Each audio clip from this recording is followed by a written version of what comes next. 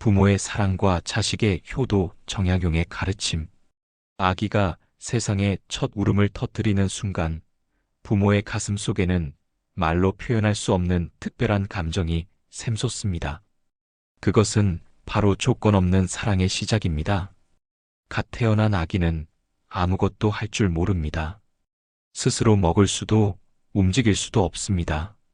하지만 부모는 그 작은 생명체를 보며 세상 무엇보다 소중하다고 느낍니다. 이 사랑에는 조건이 없습니다. 아이가 예쁘게 생겨서도 똑똑해서도 아닙니다. 그저 내 아이라는 이유만으로 충분합니다. 밤새도록 우는 아이를 품에 안고 달래는 부모의 모습을 보십시오. 잠 못 이루는 밤이 몇 날 며칠 계속되어도 짜증내지 않습니다. 오히려 아이가 건강한지 어디 아픈 곳은 없는지 걱정할 뿐입니다.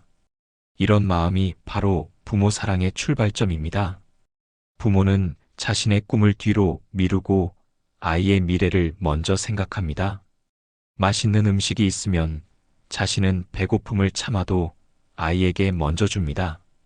좋은 옷이 있으면 자신은 낡은 옷을 입어도 아이에게 입힙니다. 이것이 부모 마음입니다.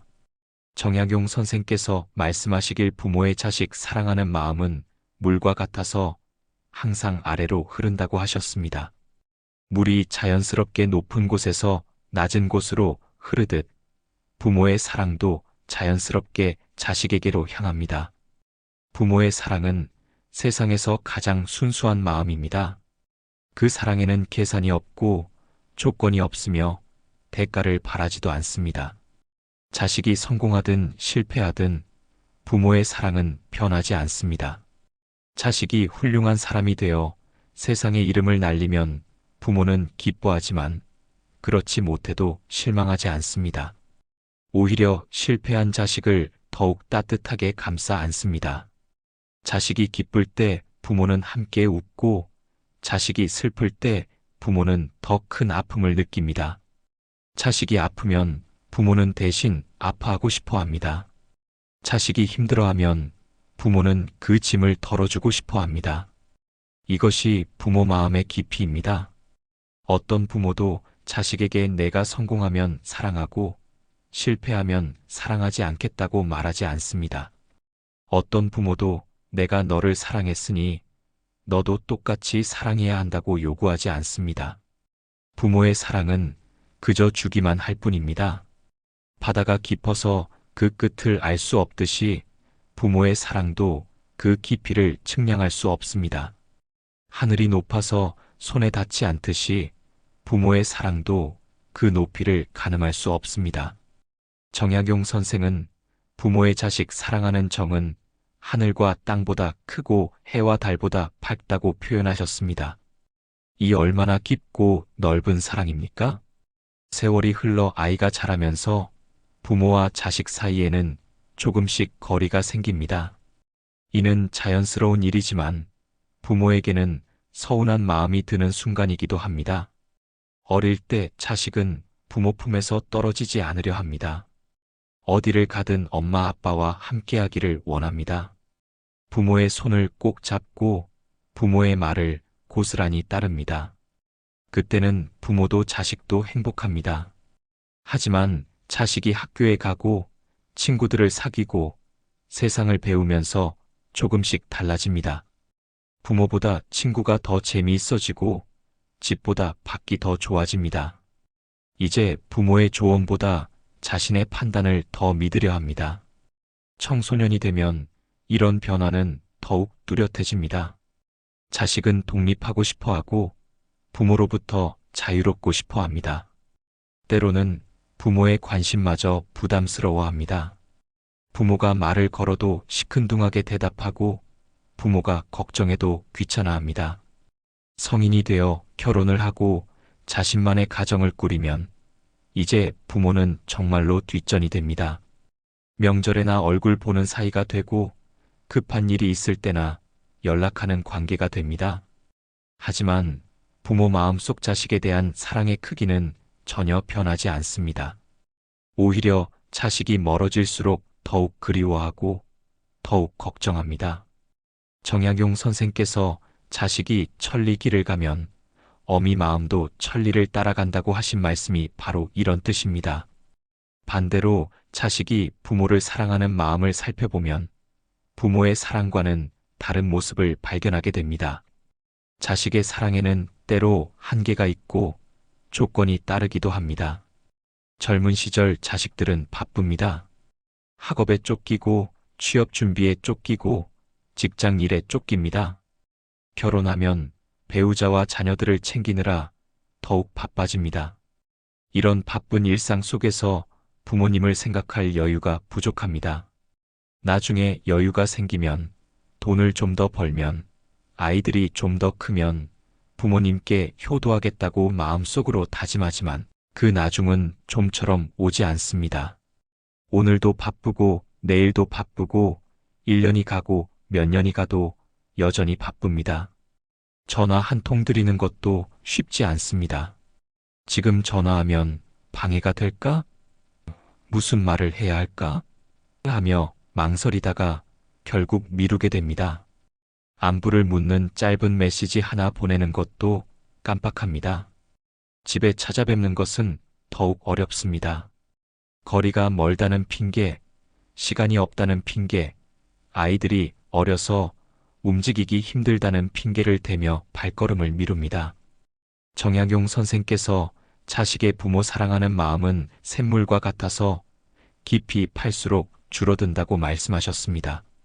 부모의 사랑이 아래로 흐르는 물과 같다면 자식의 사랑은 위로 올라가야 하는 샘물과 같아서 더욱 어렵다는 뜻입니다. 정약용 선생께서 지적하신 이 차이는 인간의 자연스러운 현실입니다. 이를 나쁘다고 탓할 일은 아니지만 분명히 깨달아야 할 진실입니다. 부모의 사랑은 본능입니다. 어미 동물이 새끼를 지키려고 목숨을 거는 것처럼 부모가 자식을 사랑하는 것은 자연의 섭리입니다. 하지만 자식의 효도는 본능이 아니라 배움입니다. 가르침을 받아야 하고 깨달음을 얻어야 하고 노력을 해야 가능한 일입니다. 부모는 자식을 사랑하기 위해 조건을 따지지 않습니다. 하지만 자식은 부모를 사랑하기 위해 여러 조건들을 고려합니다. 시간이 있으면, 돈이 있으면, 여유가 되면 효도하겠다고 생각합니다. 부모는 자식에게 모든 것을 주면서도 더 주지 못해 미안해합니다. 하지만 자식은 부모에게 조금 드리고도 많이 드린 것처럼 느끼기도 합니다. 부모는 자식이 멀리 있어도 항상 걱정하고 그리워합니다. 하지만 자식은 부모와 함께 있어도 때로는 빨리 떠나고 싶어 합니다. 이런 차이가 바로 정약용 선생께서 말씀하신 부모의 자식, 사랑하는 마음은 무궁하나 자식의 부모 섬기는 정성은 한계가 있다는 뜻입니다. 우리는 이 현실을 인정하되 그 한계를 조금씩이라도 줄여나가려고 노력해야 합니다. 세월은 누구에게나 공평합니다. 우리가 하루하루 나이를 먹듯이 부모님도 하루하루 늙어가십니다. 하지만 우리는 종종 이 사실을 잊고 삽니다. 어느 날 문득 부모님을 뵙고 놀라게 됩니다. 언제부터인가 머리가 하얗게 새어 있고 등이 굽어 있고 걸음걸이가 느려져 있습니다. 예전에는 우리를 돌보아 주시던 그 큰 손이 이제는 떨리고 있습니다. 부모님이 항상 계실 거야라고 막연히 생각했는데 어느 순간 그것이 착각이었음을 깨닫게 됩니다. 부모님도 사람이고 세월 앞에서는 어쩔 수 없이 늙어가실 수밖에 없습니다. 부모님의 건강이 예전 같지 않다는 것을 느낄 때 우리는 비로소 시간의 소중함을 깨닫습니다. 아, 내가 너무 늦게 깨달았구나. 지금까지 너무 소홀했구나 하며 후회하게 됩니다. 부모님이 아프시거나 병원에 입원하실 때 우리는 더욱 절실하게 느낍니다. 평소에는 당연하게 여겼던 부모님의 존재가 얼마나 소중한지, 함께할 수 있는 시간이 얼마나 귀한지 깨닫게 됩니다. 정약용 선생께서도 나무가 고요하고 싶어도 바람이 그치지 않고 자식이 봉양하고 싶어도 어버이가 기다려주지 않는다는 옛말을 인용하시며 효도는 지금 당장 해야 한다고 강조하셨습니다. 세월은 기다려주지 않습니다. 내일이면 늦을 수도 있습니다. 효도는 거창한 것이 아닙니다. 큰 돈을 벌어들이거나 비싼 선물을 사드리는 것만이 효도가 아닙니다. 부모님이 진정으로 원하시는 것은 더 소박하고 따뜻한 것들입니다. 가장 좋은 효도는 시간을 함께 보내는 것입니다. 바쁘더라도 짬을 내어 부모님 곁에 앉아 있는 것, 그저 옆에서 말벗이 되어드리는 것이 최고의 선물입니다. 부모님은 자식이 곁에 있기만 해도 행복하십니다. 따뜻한 말 한마디도 큰 효도입니다. 어머니, 아버지, 건강하세요. 고생 많이 하셨습니다. 사랑합니다라는 간단한 말이 부모님 마음에는 보약보다 더 귀합니다. 부모님은 자식의 목소리를 듣는 것만으로도 위로받으십니다. 부모님의 말씀을 끝까지 들어드리는 것도 효도입니다. 같은 이야기를 여러 번 하셔도 짜증내지 말고 잔소리라고 생각하지 말고 관심을 가지고 들어드리세요. 부모님은 자식이 자신의 말을 경청해 주기를 원하십니다. 부모님의 몸이 불편하시면 병원에 모시고 가는 것, 약을 챙겨드리는 것, 몸조리를 도와드리는 것도 중요한 효도입니다. 건강할 때부터 미리미리 관심을 가져드려야 합니다. 정약용 선생께서 효도는 마음에서 우러나오는 정성이 가장 소중하다고 하셨습니다. 형식보다는 진심이, 크기보다는 정성이 더 중요합니다.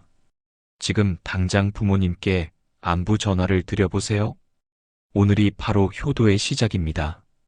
부모님의 무한한 사랑을 다 갚을 수 있는 자식은 세상에 없습니다. 정약용 선생께서도 자식이 부모의 은혜를 다 갚으려 한다면 평생을 다해도 부족하다고 말씀하셨습니다. 하지만 그렇다고 해서 포기할 필요는 없습니다. 다 갚을 수는 없어도 조금이라도 보답하려고 노력하는 마음이 소중합니다. 부모님도 자식이 완벽한 효도를 하기를 바라시는 것이 아니라 그저 자신을 생각해주는 마음만 있어도 고맙게 여기십니다. 우리가 할 수 있는 최선을 다하면 됩니다. 능력이 부족해도, 시간이 부족해도, 여건이 어려워도 우리 나름대로 최선을 다하는 것이 진정한 효도입니다. 부모님께 드릴 수 있는 가장 큰 선물은 우리 자신이 건강하고 행복하게 사는 것입니다. 자식이 잘 살고 있다는 것을 아시면 부모님은 그것만으로도 기뻐하십니다. 또한 부모님이 가르쳐 주신 좋은 것들을 우리 자녀들에게도 전해주는 것이 효도입니다. 부모님의 사랑을 받아 우리가 성장했듯이 우리도 우리 자녀들을 사랑으로 키워야 합니다. 정약용 선생께서 비록 부모의 은혜를 다 갚을 수는 없지만 그 한계를 깨닫고 조금씩 줄여나가는 것이 자식의 도리라고 하셨습니다. 부모님의 사랑 앞에서 겸손해지고 그 사랑에 조금이라도 보답하려고 노력하는 마음, 그것이 바로 우리가 가져야 할 자세입니다. 완벽하지 않아도 괜찮습니다. 정성을 다하는 것이 가장 아름다운 효도입니다.